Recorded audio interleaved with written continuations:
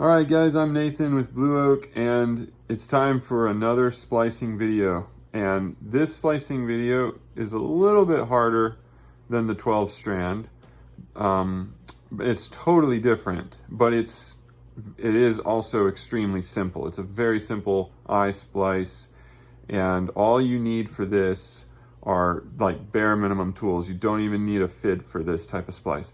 All you need is triple strand rope that is, you know, reasonably pliable. That means it'll separate as you twist it. You need a sharp pair of splicing scissors. If you don't have good scissors, then you can just get a nice sharp knife. It helps to have a Sharpie and masking tape. You do not need it all. I'm only going to be using it to point things out in this video. So what I started to do is make another ring and ring for one of my other climbers, and I want to get these heat shrinks on here and cover the tapered sections, but I can't fit them over the finished splice. So my bad luck is your good luck. I'm gonna make a video as I redo this side of it so that you guys can follow along. So I'm gonna undo all of this. It's okay, I'm glad to be making a video on the triple strand splice, because one of the things that I try to offer on my channel is a more in-depth look at the knots themselves. And I know that other videos on the triple strand just kind of go through it really fast, and I think it's easy to get lost following those videos. All right, okay, now, this is my little anchor that I've made. Before I forget, I'm gonna slide these heat shrinks over. One for you, and one for you. Okay, now, let's talk about how to get started as if we had just a new rope. Okay, so all you need to get started is take your sharp scissors and start cutting that.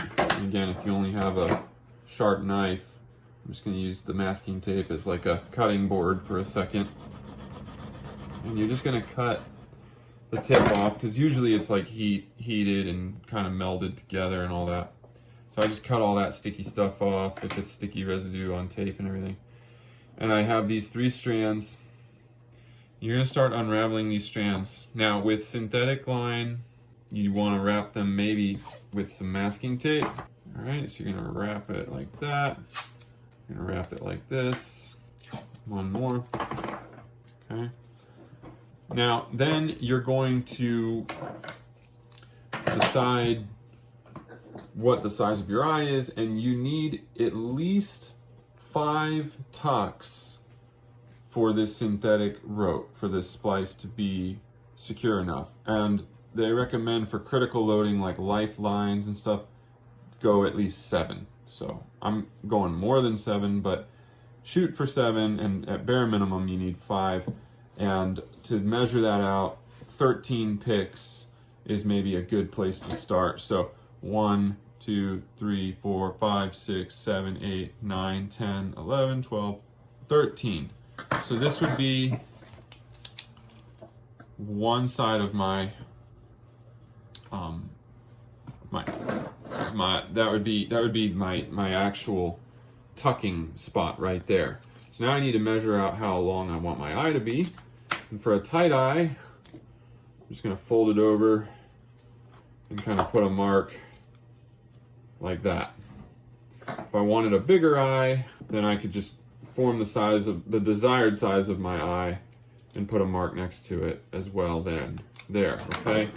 At that point, I'm simply going to unravel these to here. So put another piece of tape around here just to keep it from unraveling any farther than this mark right here. This is that one side of your eye. You unravel it, and then you put them together, and then you can start your tucks from this strand into this strand.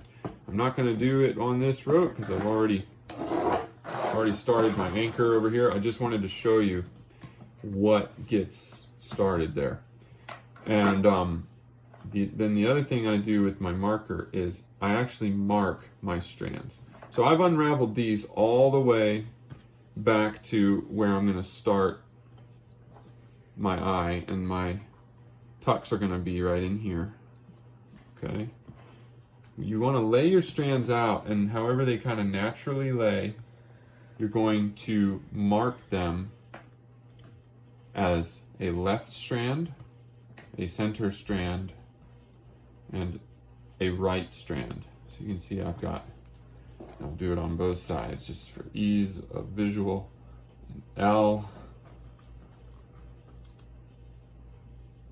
a C, and an R. This will help me not get lost as I'm doing all my tucks. I'll remember everything. Okay, now once it's time to do your actual splice start, you're going to start doing your tucks. You're going to take your right strand and just kind of lay it to the side. Take your left strand and lay it off to the left. You're going to start with your center strand, and you're just going to take the first pick that's closest to the other side of where you want your eye to end. Okay, so right in this area here. I'm going to take this pick, I'm going to split the rope, and I'm going to grab it with my finger. I'm going to take my center strand and go underneath it and kind of let it aim up the rope. Okay, I'm going to kind of just follow up the rope here, just kind of, and I'll twist it a little bit too to put that twist back in that strand, make it look nice. All right, that was the center. Now I'm going to do the left. The left needs to skip this one, and it needs to go under this one. Now, triple strand rope, remember there's 3 strands, 1, 2, 3. That sounds like common sense. I've gone under this one. I'm gonna go under this one, and then I'll need to go under this one because that's the only one that's left. But let's just one step at a time here.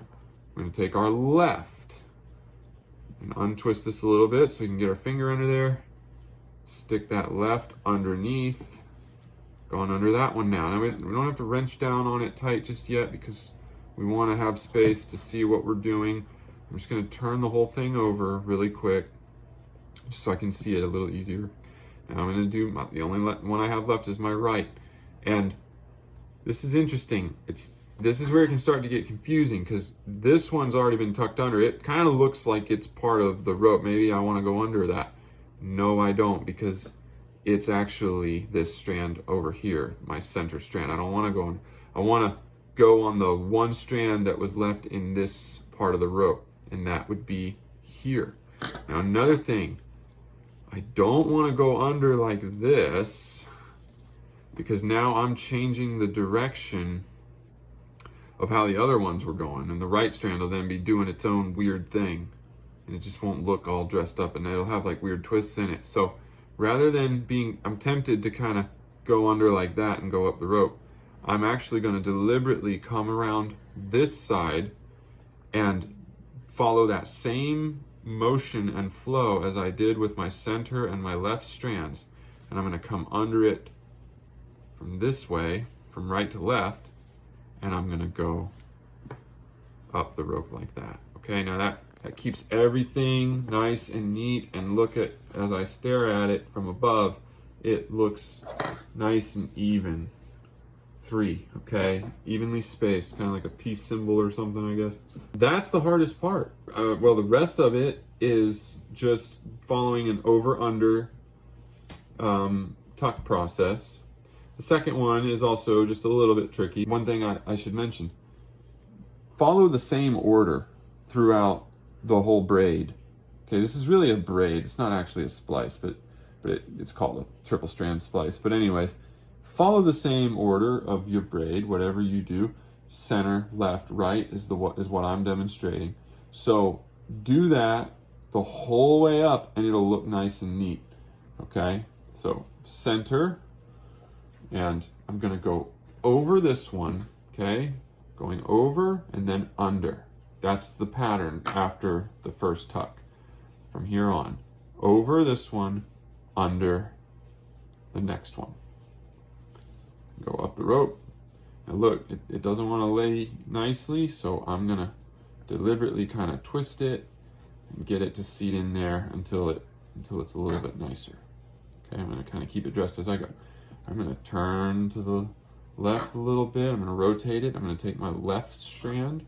I'm gonna go over and then under, okay? Over the first one that's right in front of it, and then under the next one.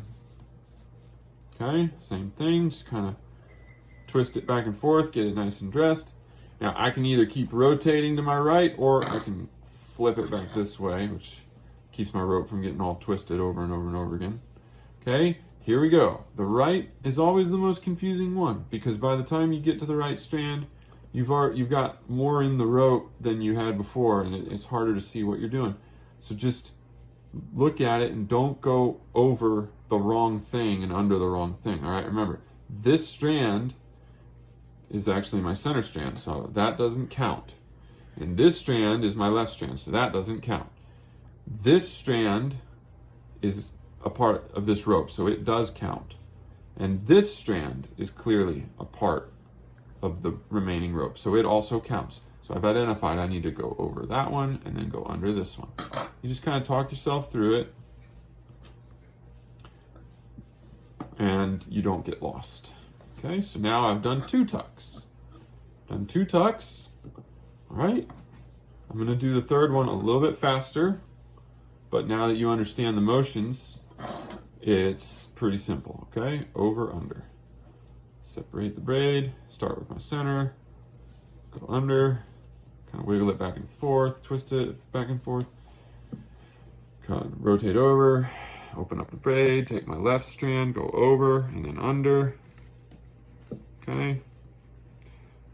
Come over to my right strand, identify the 2 strands, this one and this one, open up the braid, go under, and then, go over, then under. Okay, that's 3. Okay, and we're gonna come back to center, open up the braid, go over the first strand, under the next strand,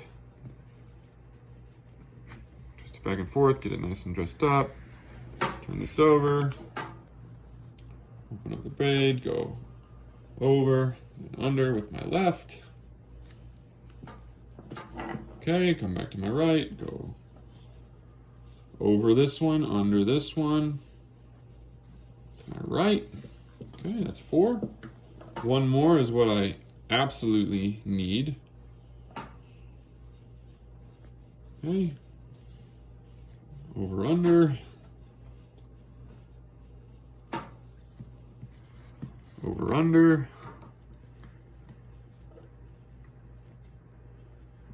Okay. Over, under. You can see once you start getting the flow, it's not that bad. Double check this, kind of go back and look at this. This should look nice and even and dressed up, okay? You don't want to realize you made a mistake at the end and then have to pull that strand all the way back through every way. All right, move that over to the side so it stops banging. All right, we're gonna get that now. Coming to the end, this is 6, I do believe. Okay, I'm gonna do one more because this is a life support anchor. All right, so where's my center? See, that's why I have them marked. It's nice, I don't get lost. Somebody can come in and start talking to me and I can stop this and come back to it and not be totally lost where I was. Okay, you could also use different colors of tape, although that's kind of OCD, I think, but it could work. All right, anyway, there's 7. Now, I'm gonna pair it up to this one, and I'm gonna actually do my taper now. My taper is going to be kind of like here, and this is just to facilitate it coming out of the tree crotch smoother and everything. You may or may not want a taper or care to have a taper, but we're gonna do a taper. So the right is gonna be the one that stops at 7. The left is gonna go to 8, and the center is gonna go to 9 tucks. Okay, so we're done with the right. We're gonna tuck center, One more time, same pattern, over, under. Okay, and then we're gonna tuck the left strand over, under. All right, now left and center are both at 8 tucks. And we're gonna do the center one more time to bring it to in the same pattern, over, under. And it's gonna be now at 9 tucks.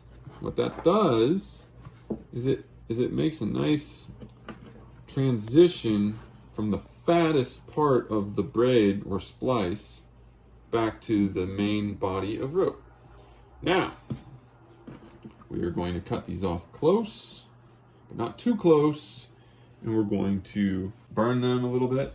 Let's do that propane torch thing. That's what we're gonna do. Splicing scissors are pretty nice here. And I'm just gonna do one at a time so they don't start to unravel on me. Now, you don't wanna burn your rope at this point, right? Like, only get this, because polyester and nylon are severely weakened with heat. And that'd be very counterproductive to weaken your anchor, in this case, with fire, just because you're trying to put final touches on. And we can just kind of pat it down a bit.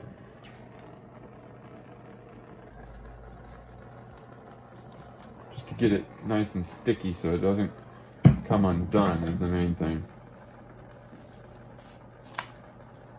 And I'm gonna put that heat shrink over all of this. Really careful here. If your fingers are really hardened, you can actually sometimes shape it a little bit with your fingers, although it can burn quite a bit when you do that, so be careful. It will stick to your skin. So I don't recommend that, but I'd be lying if I said I haven't done it.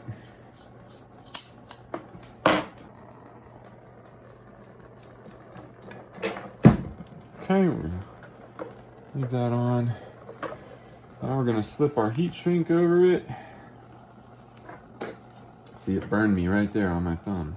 It stays hot for a while. All right, here we go. Get that on it. Most of the way down. Right to there. And this is just to kind of keep it from coming untucked.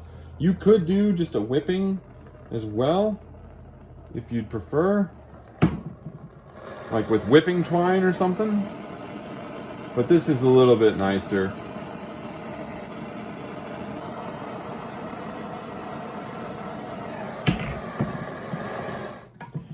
Alright.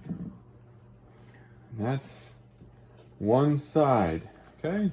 Wick this side. This side turned out a little bit nicer. Nice and smooth. Didn't damage these strands, but got them flattened out so that they won't unravel. The heat shrink will also help them keep them from unraveling. Got the flame on a little bit lower this time, so I'm getting a bit closer. Not hitting the rope. Okay. And that is our finished ring and ring. New ring and ring out of triple strand rope.